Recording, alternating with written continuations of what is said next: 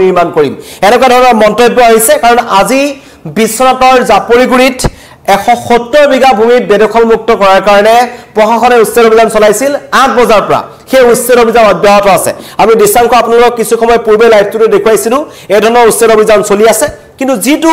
আশংকা কৰা হৈছিল যে বেদখলকাৰীসকলে উভতি ধৰিব পাৰে নেকি এবাৰ মন্তব্য আহিছে বেদখলকাৰীসকলে কৈছে আমাৰ ঘৰ ভাঙি পেলালেও আমি আকৌ ইয়াতে ঘৰ বনাম এনেকুৱা ধৰণৰ মন্তব্য কৰিছে কাৰণ ইতিমধ্যে 309টা পৰিয়ালক জৰীপ কৰা হৈছিল 309টা বেদখলকাৰী পৰিয়ালক চিনাক্ত কৰা হৈছিল আৰু তাৰ পাছত এই ধৰণৰ দুমহলীয়া তিনিমহলীয়া ঘৰ তাত বেদখলকাৰীয়ে নিৰ্মাণ কৰিছিল কিন্তু অতি ৰহস্যজনকভাৱে তাৰ পৰা একাংশ বেদখলকাৰী হঠাৎ আঁতৰি গুচি গ'ল কিন্তু কথাটো হ'ল কি তেওঁলোকৰ টাৰ্গেট হৈছে যে প্ৰশাসনে উচ্ছেদ অভিযান চলাৰ পাছত পুনৰ লাহে লাহে তেওঁলোকে অঞ্চলসমূহলৈ আহিব আৰু সেই আগৰ ঘৰসমূহতে তেওঁলোকে পুনৰ থিতাপি ল'ব এই ধৰণৰ মন্তব্য খুদ বেদখলকাৰীয়ে নিউজ 18ৰ সাংবাদিকৰ কেমেৰাৰ সন্মুখত কৰিছে আৰু এটা কথা আপোনালোকে মন কৰিব বেদখলকাৰীসকলে ঘৰবোৰ ভাঙিছে হয় কিন্তু ঘৰবোৰৰ এতিয়াও পকা ঘৰবোৰ আছে কেৱল টিংবোৰ তেওঁলোকে খুলি খুলি লৈ গৈছে আৰু পৰৱৰ্তী পৰ্যায়ত তেওঁলোকে কৈছে সেই ঘৰসমূহ তেওঁলোক আকৌ আহিব আকৌ ইয়াতে বহিব এই সকল বেদখলকাৰী ইয়াত আছে তেওঁলোকে মন্তব্য কৰিছে যে প্ৰশাসনে কিমান উচ্ছেদ কৰিব প্ৰশাসনে উচ্ছেদ কৰাৰ পাছত আমি পুনৰ তালুকে ঘূৰি আহিম ইয়াতে ঘৰ নিৰ্মাণ কৰিম এই ধৰণৰ মন্তব্য আহিছে প্ৰথমতে মন্তব্যটো আপোনালোকক শুনাব বিচাৰিছো এতিয়াতো জাগাই নাই থাকিবলৈ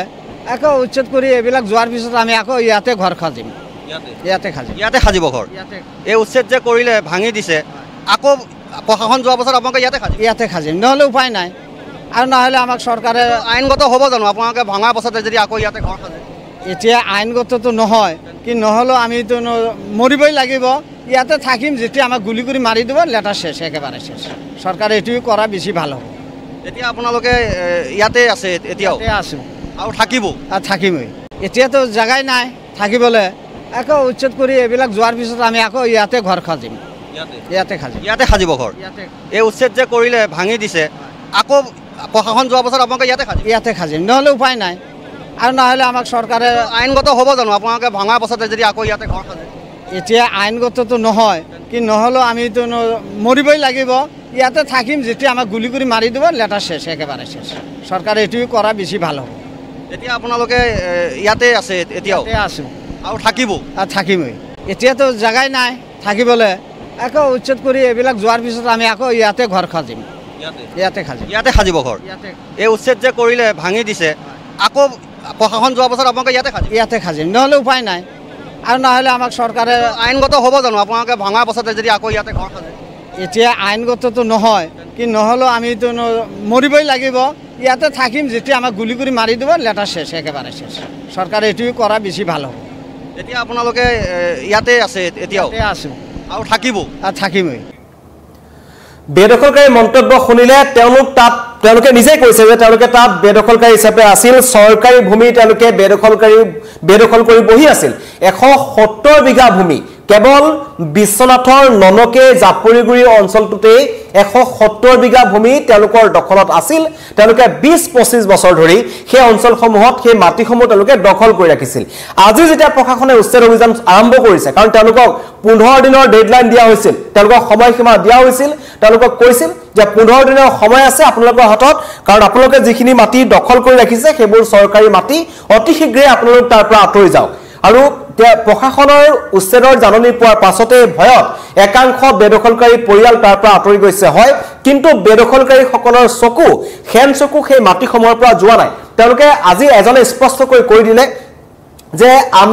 আমাক খেদিলেও খেদক উচ্ছেদ হলেও হওক আমি আকৌ ইয়াতে ঘৰ নিৰ্মাণ কৰিম তেওঁলোকে এটা সুযোগ গ্ৰহণ কৰিব পাৰে তেওঁলোকে এটো কথা কৈছে যে আমাক খেদিব নোৱাৰে আমি পুনৰ ইয়ালৈ ঘূৰি আহিম এই ধৰণৰ ভাবুকি এই ধৰণৰ হুংকাৰ বেদখলকাৰীৰ ফালৰ পৰা আহিছে তেওঁলোকে এটা কথা কৈছে আমি ক'ত থাকিম আমি এতিয়া কলৈ যাম আমাক চৰকাৰে থাকিবলৈ জায়গা দিয়া নাই আমি পুনৰ আহি এই মাটিখিনিতে ঘৰ নিৰ্মাণ কৰিম এই ধৰণৰ মন্তব্য কৰিছে কাৰণ আজি যুদ্ধকালীন তৎপৰতাৰে এই অঞ্চলসমূহত পুৱা 8 বজাৰ পৰা ননকে জাপৰিগুৰি অঞ্চলটোত প্ৰায় 30খন এক্সকেভেটৰ লগতে 20খন ট্ৰেক্টৰ আৰু লগতে প্ৰায় 2000ৰো অধিক আৰক্ষী নিৰাপত্তাৰক্ষী থকা অৱস্থাত তাত উচ্ছেদ অভিযান চলি আছে এতিয়াও তাত উচ্ছেদ অভিযান চলি আছে কিন্তু অতি ৰহস্যজনকভাৱে এই বিশ্বনাথৰ ননকে জাপৰিগুৰি অঞ্চলটোত যিসমূহ ঘৰ আছিল বেদখলকাৰী সেইবোৰ ঘৰ দেখিলে আপোনালোকৰ চকু কপালত উঠিব কাৰণ তেওঁলোকে ইতিমধ্যে কৈছে এইজন বৃদ্ধ ব্যক্তিজনৰ মন্তব্য শুনিলে তেওঁ কৈছে আমি দৰিদ্ৰ মানুহ কিন্তু চিন্তা কৰক চৰকাৰী ভূমিত তিনি মহলীয়া 4 মহলীয়া বিল্ডিং তেওঁলোকৰ আছিল তেওঁলোকৰ এজন মানুহৰ নামত 7 বিঘা 8 বিঘাকৈ মাটি আছিল আৰু সেই মাটিসমূহ তেওঁলোকে কোনো ধৰণৰ খাজনা নিদিয়ে তেওঁলোকে কোনো ধৰণৰ চৰকাৰৰ টেক্স নিদিয়ে কেৱল মাটি দখল কৰি তেওঁলোকে তাত অবাধ সম্পত্তি গঢ়িছিল আৰু তেওঁলোকৰ ক'ৰ পৰা আহিছে তেওঁলোক হেতু যদি প্ৰশ্ন কৰা হয় তেওঁলোকে কয় যে নামনি অসমৰ পৰা আহিছো নামনি অসমৰ সঠিক সমষ্টি তেওঁলোকে ক'ব নোৱাৰে সঠিক তেওঁলোকৰ নিজৰ পূৰ্বপুৰুষৰ নাম তেওঁলোকে ক'ব নোৱাৰে কোন জিলাত তেওঁলোকৰ জন্ম হৈছে হেতু তেওঁলোকে ক'ব নোৱাৰে তেওঁলোকে কেৱল এটা কথাই কয় যে আমাৰ ইয়াতে জন্ম হৈছে আমি সৰুৰ পৰা ইয়াতে আছো আমাৰ ককা আজু ককা ইয়ালৈ গুচি আহিছে এনেকুৱা ধৰণৰ মন্তব্য তেওঁলোকে কৰিছে কিন্তু 163 ধাৰা বলবৎ কৰাৰ পাছতো তাত এতিয়া সংবাদ মাধ্যমৰ সন্মুখত প্ৰশাসন থকা অৱস্থাতে বেদখলকাৰীয়ে কৈ দিলে যে আমি আকৌ ইয়াতে থাকিম আমি ইয়াতে ঘৰ নিৰ্মাণ কৰিম আমাক ইয়াৰ পৰা উচ্ছেদ কৰিব নোৱাৰে উচ্ছেদ চলিছে এটো সাময়িকভাৱে চলিব কিন্তু উচ্ছেদ চলাৰ পাছত পুনৰ আমি আকৌ আহি ইয়াতে ঘৰ বনাম এই ঘৰসমূহতে আমি থাকিম এই ধৰণৰ মন্তব্য কৰিছে কাৰণ প্ৰশাসন তৎপৰ হৈছিল মই আপোনালোকক দুটা বস্তু দেখুৱাই দিব বিচাৰিছো এটা ঘৰ আমাৰ ইয়াত বিশাংখত আছে যেটো ঘৰ দেখিলে আপুনি অনুমান কৰিব পাৰিব যে বেদখলকাৰীসকলে তাত যিবোৰ ঘৰ নিৰ্মাণ কৰিছিল সেই ঘৰবোৰ কিমান লাখ লাখ টকা দি তেওঁলোকে নিৰ্মাণ কৰিছিল এইবোৰ ঘৰ যত বেদখলকাৰীসকল আছে এটো এটা ঘৰ এই ঘৰটোত প্ৰায় দুটা মহলীয়া ঘৰ এইবোৰ দেখিছে প্ৰত্যেকজন বেদখলকাৰী ঘৰ একোটা পকা ঘৰ আছিল আৰু এতিয়া টিংবোৰ খুলি তেওঁলোকে লৈ গৈছে তেওঁলোকে হয়তো ভাবিছে যেতিয়া প্ৰশাসন গুচি যাব পুনৰ তেওঁলোকে ইয়াত আহি টিংবোৰ লগাব বা যিবোৰ মাটি যেনেকৈ তেওঁলোকে আছিল সেই সময়ত পুনৰ তেওঁলোকে দখল কৰিব বেদখলকাৰীৰ হেনচকু এতিয়াও অসমৰ মাটিৰ ওপৰত আছে চৰকাৰী মাটিৰ ওপৰত আছে এই ঘৰটোৰ কথা কৈ আছো এটো এজন বেদখলকাৰী বাসগৃহ ভাবক চৰকাৰী ভূমিত এজন বেদখলকাৰীয়ে এই ধৰণে ছদ্দি ঘৰ নিৰ্মাণ কৰিছিল এওঁলোক দুখীয়া নে ধনী হেতু সহজে অনুমান কৰিব পাৰি কাৰণ তেওঁলোকৰ যদি জুপুৰি ঘৰ থাকিলেহেঁতেন তেওঁলোকে নদীত তেওঁলোকে সৰ্বশান্ত হৈছে বুলি কৈছে গৰাখহনীয়া তেওঁলোক সৰ্বশান্ত হৈছিল যাৰ কাৰণে তেওঁলোক উঠি আহিব লগা হ'ল কিন্তু কোনোবা আমাৰ যিসমূহ ধেমাজি লখিমপুৰ জুনাই মাজুলী যিবোৰ আমাৰ অসমীয়া লোকসকল আছে যিসকলক নদীত তেওঁলোকে ঘৰ বেটি হেৰুৱাব লগা হৈছে তেওঁলোকে এতিয়া মথাৰীৰ ওপৰত তেওঁলোকে দুৰ্বিষহ জীৱন যাপন কৰিব লগা হৈছে তেওঁলোকে বছৰৰ 6টা মাহ মথাৰীৰ ওপৰতে থাকে ত্ৰিপালৰ ওপৰত থাকে কিন্তু এই সকল পূৰ্ববংগীয় যিসকল মুছলমান লোক আছে যিসকলক বেদখলকাৰী বুলি কোৱা হৈছে যিসকলে চৰকাৰী ভূমি বেদখল কৰি আছে তেওঁলোকৰ মতে তেওঁলোকৰ মাটিও নদীত যা গৈছিল তেওঁলোকৰ ঘৰ বেটি গুচি গৈছিল কিন্তু তাৰ পিছত হঠাৎ আহি তেওঁলোকে চৰকাৰী ভূমিত এই ধৰণৰ 3 মহলীয়া 4 মহলীয়া ঘৰ নিৰ্মাণ কৰিব পাৰে কিন্তু তেওঁলোকে ম্যাদী পটাৰ মাটি কিনিব নিবিচাৰে তেওঁলোকে চৰকাৰী ভূমি দখল কৰিব বনাঞ্চলৰ ভূমি দখল কৰিব যেটা উচ্ছেদ অভিযান চলিব উচ্ছেদ অভিযান চলাৰ পাছত তেওঁলোকে মন্তব্য কৰে যে আমাক ইয়াৰ পৰা খেদিব নোৱাৰে আমি পুনৰ এই অঞ্চলত আহি ঘৰ নিৰ্মাণ কৰিম এই ধৰণৰ মন্তব্য বেদখলকাৰীয়ে সংবাদ মাধ্যমৰ আগত পোনপটীয়াকৈ মন্তব্য কৰিছে জিলা প্ৰশাসন তাত আছে দুজন অতিৰিক্ত আয়ুক্ত আছে 6গৰাকীকৈ দণ্ডাধীশ তাত আজি উপস্থিত আছে যেটো বিশ্বনাথৰ জাপৰিগুৰি যে ননকে জাপৰিগুৰি অঞ্চল আছে যত 170 বিঘা ভূমিত বহি থকা 309টা বেদখলকাৰী পৰিয়ালক উচ্ছেদ কৰিবলৈ আজি উচ্ছেদ অভিযান চলিছে কিন্তু উচ্ছেদ অভিযানৰ মাজতেই তেওঁলোকৰ মন্তব্য আহিছে যে আমি আকৌ ইয়াত থাকিম ইয়াৰ পৰা আমাক কোনে কেনেকৈ খেদে চাওঁ আকৌ ইয়াতে আহি তেওঁলোকে ঘৰ নিৰ্মাণ কৰিব এই ধৰণৰ মন্তব্য তেওঁলোকৰ ফালৰ পৰা আহিছে আৰু তাৰ পৰা এটা কথা সহজে অনুমান কৰিব পাৰি যে বেদখলকাৰীসকলক এতিয়া উৰিয়াং ঘাটৰ পৰা যিসকল বেদখলকাৰী খেদি দিয়া হ'ল তেওঁলোকে 1000-2000 সৰু গাড়ী লৈ তেওঁলোকে অন্য স্থানলৈ ঢাপলি মেলিলে তেওঁলোকে ক'ত সংস্থাপন হ'ল তেওঁলোকে ক'ত নিজৰ বস্তি নিৰ্মাণ কৰিছে তাক লৈ প্ৰশ্ন উত্থাপন হৈছে আৰু ঠিক এইদৰে এই বেদখলকাৰীসকলে এটা ঠাইৰ পৰা আন এটা ঠাইলৈ গৈ এটা সমষ্টিৰ পৰা আন এটা সমষ্টিলৈ গৈ তেওঁলোকে জনগাঁথনি সলনি কৰি আছে তেওঁলোকে বাৰম্বাৰ ফিনিশ আসাম জেহাদৰ জৰিয়তে অসমখন শেষ কৰা অসমৰ জনগাঁথনি সলনি কৰা অসমীয়া লোকক সংখ্যালঘু লোকত পৰিণত কৰাৰ যেটো ষড়যন্ত্ৰ আছে তেওঁলোকে কৰি গৈছে উজনি সময়ত ইতিমধ্যে বিভিন্ন দল সংগঠনসমূহে ইয়াক লৈ মাত পাতিছে কিন্তু আজি বিশ্বনাথত এজন বেদখলকাৰীয়ে যেটো মন্তব্য কৰিলে সেই মন্তব্যই পুনৰবাৰ আমাক ভবাই তুলিছে যে হয় তেওঁলোক পুনৰ ইয়ালৈ ঘূৰি আহিব পাৰে উৰিয়াম ঘাটত যিদৰে বেদখলকাৰী গ'ল লগা ঘূৰি আহিছে